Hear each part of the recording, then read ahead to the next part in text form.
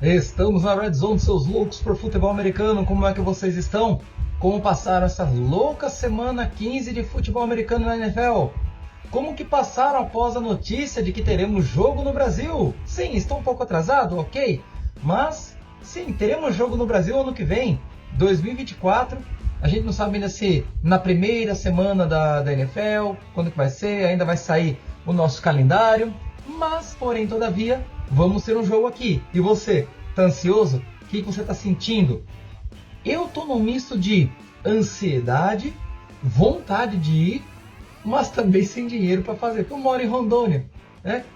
Mais de 4.000 quilômetros, ou quase 4.000 quilômetros de distância de Itaquera. E não sei se vou ter tempo ou dinheiro para fazer as coisas, ou os dois. Mas se você tá feliz, deixa seu comentário aí. Aproveitando, se inscreva no canal se ainda não for inscrito. Deixa seu like e compartilhe esse vídeo com seus amigos. Deixa aqui seu comentário também já sobre os jogos de destaque que você tem como importante para você nessa semana. O que te chamou a atenção? O que fez a diferença para o seu time nessa semana aqui de NFL? Já fez isso? Então bora pro vídeo, solta a vinheta.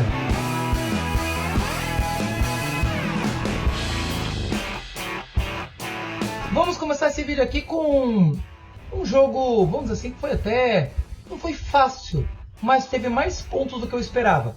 Broncos e Lions, que terminou 42-17 para os Lions, foi bem superior em tudo, inclusive no que diz respeito a números.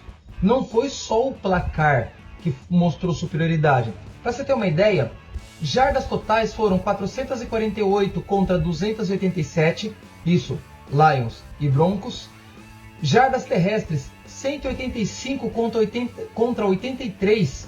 Olha só, 102 jardas a mais para os Lions. Jardas aéreas, 263 contra 204. Aí já teve um pouco mais de paridade ou mais proximidade. First downs, 29-20. Sem interceptações por parte dos quarterbacks. Porém, Jared Goff foi superior nas suas estatísticas.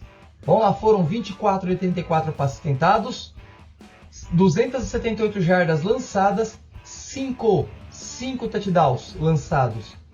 O negócio não foi fraco não, foi muito bom dessa vez para Jared Goff. Ele cuidou da bola, que ele não vinha fazendo muito bem nos últimos jogos, ou nas últimas 3 semanas principalmente. O destaque aí vai para Sam Laporta, que teve 3 touchdowns anotados, e também para Amon-Ra St. Brown, que anotou 1 TD e 112 jardas recebidas. O jogo foi bem explosivo e a defesa dos Broncos, que estava melhorando pra caramba, não conseguiu segurar o rojão dos Lions lá em Detroit. Vikings e Bengals, um jogo muito mais explosivo, um jogo muito mais, vamos dizer assim, entusiasmante do que aquilo que se imaginava. Eu, por exemplo, imaginava um Vikings muito mais para baixo do que eu vi nesse jogo. E eles dominaram o jogo por um tempo. Foi um ótimo jogo, um excelente jogo. Foi truncado principalmente no primeiro tempo e já no segundo tempo foi um pouco mais aberto. O placar ele se estendeu um pouquinho mais no segundo tempo. E mesmo assim o jogo foi para o overtime, foi para a prorrogação. E foi decidido com um field goal, não foi nem com touchdown. E as batalhas de turnovers foi o que decidiu para os Bengals no final das contas. Já que, vamos lá, Jake Browning também teve seu terceiro jogo vitorioso consecutivo pela franquia aí de Cincinnati. Ele teve aí 29 passes completos de 42, 324 jardas, 2 touchdowns e 1 interceptação. T. Higgins anotou aí 2 touchdowns. Nick Mullins não foi tão mal quanto eu imaginei que seria. Tá certo, no 49ers ele não teve jogos todos eles ruins, mas ele mostrou aqui nos Vikings o que ele já mostrava lá em São Francisco, que é justamente momentos brilhantes e de repente momentos desastrosos. Ele acabou lançando aí 2 touchdowns, ok, bom, mas também 2 interceptações, 2-1 nas interceptações, vitória para os Bengals, tá certo. Isso ajudou bastante os Bengals a se recuperarem. Somente, eu acho que vou dizer somente por isso, mas esse é um dos fatores que ajudou a levar o jogo para a prorrogação. E aí, no final das contas, Nick Mullins não foi o suficiente para levar o time à vitória no overtime. Steelers e Colts, amasso dos Colts jogando em Indianápolis, 30-13 para o time da casa. E agora fica aquela sensação de que o problema não era Matt Canada. Ok, Matt Canada era terrível. Sim, não vou discordar, não vou falar que ele está fazendo falta. Longe de mim isso. O cara era horrível como offensive coordinator. Mas agora eles estão sem Matt Canada, ok. Estão sem Kenny Pickett e estão sem um ataque decente. O problema a gente viu agora que não era apenas coordenação ofensiva. É isso, alguns comentaristas já vinham falando. Dave Chodini falou, Rafael Bellatini falou, o próprio Anthony Curti falou isso nos seus vídeos, nos comentários, em jogos. O problema em si não era único e exclusivamente da coordenação ofensiva, mas o time de ataque parece que não tem aquele punch, não tem aquele para fazer um grande jogo e tomar conta da partida. A defesa não aguenta muito tempo, porque fica muito tempo em campo, cansa mais rápido. Então, o problema dos Steelers, além, lógico, agora da falta de Kenny Pickett, que não é lá grande coisa como quarterback, mas ainda assim pode ser um pouco mais consistente do que os seus atuais reservas, que são Mitchell Trubisky e Mason Rudolph. Os Colts dominaram o jogo, apesar de um começo mais lento, né? Foi 13-0 para os Steelers. Só que a partir desse momento, os Steelers não fizeram mais nada no ataque. Não marcaram nem mesmo mais field goals. Conseguiram poucos first downs. Mitchell Trubisky foi terrível. 16 passes completos de 23 tentados, 169 jardas, 1 TD e 2 interceptações. Já Gardner Minshew teve aí 18 passes completos de 28, 215 jardas e 3 touchdowns. Quem fez mais diferença? Gardner Minshew, que como muitos falam, é o melhor reserva, apesar de estar sendo titular na NFL. E vamos agora atacar de Los Angeles Chargers e Las Vegas Raiders.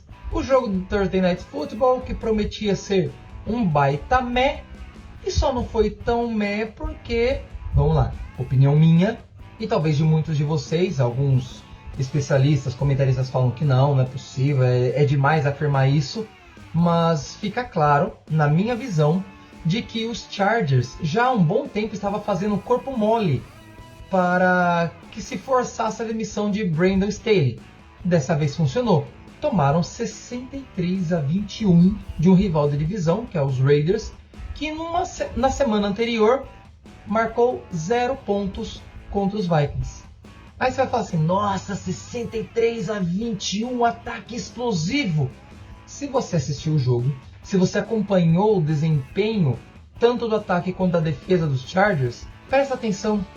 Se você não acompanhou, assista ao jogo, mesmo que sejam os melhores momentos, principalmente o condensado de 40 minutos para quem tem NFL Game Pass, e veja lá como que a defesa agia em relação ao ataque de Las Vegas, como que o ataque atuava em relação à defesa e a possibilidade de pontuação que eles poderiam exercer ali. A maioria dos pontos deles foram feitos já no segundo tempo, numa espécie de garbage time de 30 minutos. Foi basicamente isso. O ataque não foi explosivo. E não é que Easton Stick, o reserva, que agora vai ficar até o final da temporada ali nos Los Angeles Chargers, tenha feito um péssimo jogo. O time foi todo ruim. Mas foi muito ruim mesmo. Tinha momentos que você via que os caras tinham meio que preguiça de levantar o braço para tentar bloquear passe. Teve uma pick six, se eu não me engano, dos Raiders, que o time nem se esforçou para correr atrás da Jamanta, que pegou a bola e correu a 2 km por hora. Parecia uma carreta carregada subindo a Serra do Mar, ou um Uno carregado subindo a serra. Tava muito devagar e ninguém conseguiu encostar no cara. Tamanha a falta de vontade. Essa é a minha visão, tá? Para você ter uma ideia como o jogo não foi tão ruim do quarterback Stick, foram 23 passes completos de 32 tentados, 257 jardas, 3 touchdowns lançados e apenas uma interceptação. O cara não jogou de todo mal. Tá certo, boa parte desses pontos foram no garbage time, que foi basicamente o segundo tempo inteiro, mas virou 42-0. Terminou 63-21. Eles fizeram todos os 21 pontos no segundo tempo. Fica aí para você comentar aqui na aba de comentários do YouTube se você concorda ou não que os Chargers estavam de corpo mole. para mim era muito óbvio a corpo moleza, se é que existe essa expressão. 49ers e Cardinals, temos um rei do oeste. O 49ers, que no início da temporada, por questões da contusão do cotovelo do Brock Purdy, era, vamos dizer assim, meio que uma incógnita para título da divisão. Era colocado, teve momentos em que isso foi tirado um pouco, os Seahawks avançaram e ficaram na liderança da divisão, mas depois daquelas 3 derrotas seguidas, da bye week e dos ajustes feitos tanto no ataque quanto na defesa, o time voltou e voltou muito bem, obrigado. E agora, os 49ers já são os campeões da divisão da NFC Oeste. Os Cardinals já estão eliminados e na briga pelo Wild Card tá aí Rams e Seahawks, que estão, após o final dessa semana, 7-7 dentro da divisão. O jogo foi à beira da perfeição para o ataque, mas foi aquele jogo da feijoada para a defesa que, tirando os jogos de derrota, até então não tinha permitido mais que 21 pontos do ataque adversário, e dessa vez foram 29. Estariam aí meio que se poupando para o jogo contra os Ravens, que esse sim vai ser mais pauleira, vai ser o jogo do vamos ver de verdade, tanto para o time de Baltimore quanto para o time de Santa Clara? Talvez. Como falei, é algo que a gente não pode afirmar 100%, porque não dá para ter essa certeza toda, mas que é uma possibilidade. O Brock Purdy, ele não precisou lançar tantas bolas, o jogo corrido foi muito bom. Ele teve aí 16 passes completos de 25 tentados, 242 jardas e 4 touchdowns lançados. Curiosidade, mais 8 touchdowns e ele se iguala ao feito de Joe Montana em touchdowns lançados em uma temporada nos 49ers. Se ele lançar 9, ele já se isola nesse ranking de mais touchdowns lançados por um quarterback em uma temporada nos 49ers. O menino tá bravo, hein? Já tá aí como liderança nas casas de apostas para MVP. Eu ainda acho que, apesar de ele estar jogando um bolão, o MVP deveria ir para Christian McCaffrey. Mas a gente sabe que esse prêmio não é dado para não quarterbacks há mais de 10 anos. Por conta disso, é muito mais provável que ele fique com o MVP e que Christian McCaffrey fique com o jogador ofensivo do ano. Destaque total nessa semana para Christian McCaffrey, que foi o grande alvo tanto aéreo quanto das jogadas terrestres. Foram aí 115 jardas por terra e um touchdown marcado correndo com a bola. E pelo ar foram 5 recepções, 72 jardas e 2 touchdowns recebidos. Deebo Samuel também anotou os outros 2 touchdowns. Não teve tantas jardas assim anotadas por ele, mas foram o suficiente para garantir uma vitória, vamos assim, esmagadora do 49ers sobre seu rival de divisão. Mais uma vitória na última semana em cima dos Rams, e os 49ers varrem a divisão pelo segundo ano consecutivo. Já é campeão da divisão pelo segundo ano consecutivo. E dependendo de como for, na semana que vem contra os Ravens e nas próximas 2 semanas contra o Commanders e contra os Rams, nós podemos ficar aí com a folga da NFC na primeira semana dos playoffs. Ah, e você, tá gostando do vídeo? Deixa aqui os seus destaques até agora para essa semana 15 da NFL. Comente aí o que você tem achado da NFL até agora. Para mim tá bem mais surpreendente do que eu esperava, principalmente pelo que a gente imaginava de uns times e de outros, uns em queda, outros em ascensão. Isso tá deixando a NFL um pouco mais gostosa de se assistir. Até os Panthers ganharam. E você, tá achando o quê? Eu tô achando fantástico. Deixa aí, aproveita e deixa seu like também, tá bom? Vamos voltar pro vídeo? Cowboys e Bills, 31-10 para o time de Buffalo. Não foi bem o placar que eu imaginei. Eu imaginei um placar um pouco mais apertado, mas eu imaginei vitória para os Bills, porque jogando em casa, no frio, grama natural. É grama natural lá? Eu acho que é. Bem, não me recordo agora. Mas mesmo assim não é o estádio fechado, não tem a presença da torcida. E fora de seus domínios, os Cowboys não anotam tantos pontos quanto dentro da sua casa. Arlington é a chave do sucesso para o time dos Cowboys. Vencer a divisão, ou até mesmo vencer a NFC, pegar a primeira seed da NFC, seria ideal para que eles jogassem todos os jogos em casa. porque fora de casa é um pouco mais difícil para eles. Vamos aguardar. Esse jogo mostrou o porquê.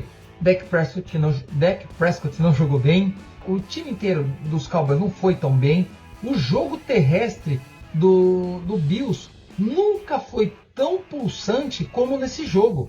Para você ter uma ideia, Josh Allen quase não precisou lançar a bola, sendo apenas 7 passes completados de 15 tentados, 94 jardas e um TD lançado. Os demais touchdowns foram todos por terra. Um do Josh Allen, um do Cook, que correu aí 179 jardas. Somente o Cook foram mais de 200 jardas corridas por parte do Buffalo Bills.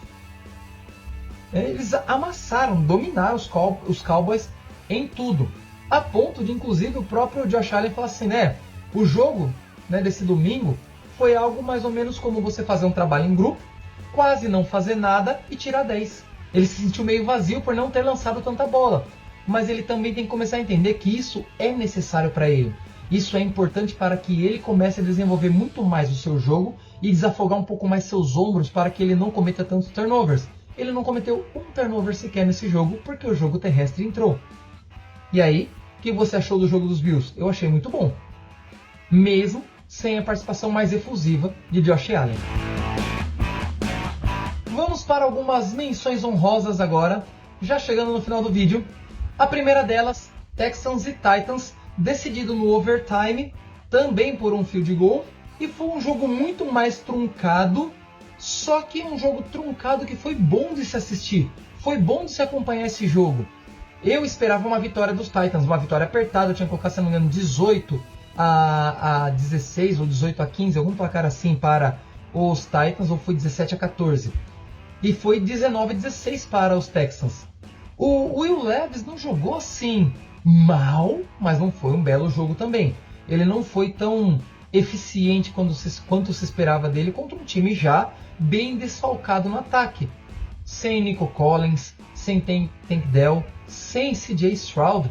E dessa vez jogando não com o Mills, mas jogaram com Case Keenum, que não começou lá muito bem, não são umas coisas meio espalhafatosas, umas bolas meio espalhafatosas ali no início do jogo, mas aos poucos, principalmente no segundo tempo, o time se ajeitou, se ajustou e foi buscar o placar, empatou, foi para a prorrogação.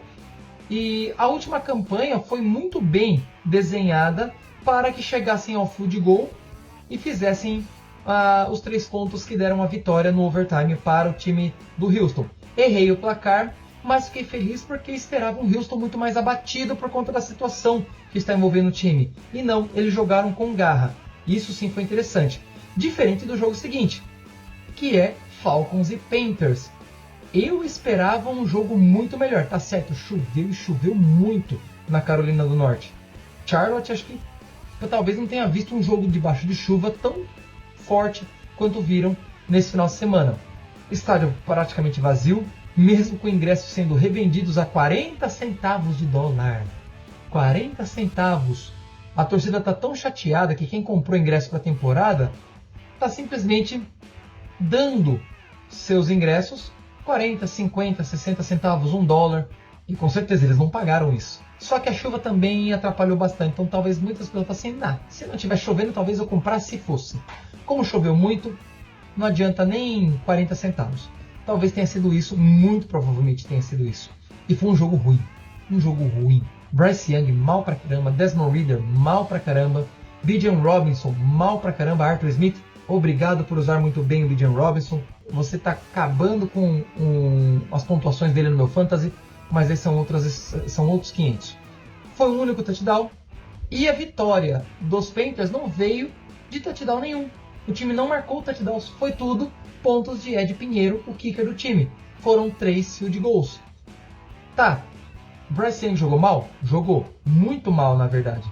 Só que a última campanha a gente tem que também ser justo com ele.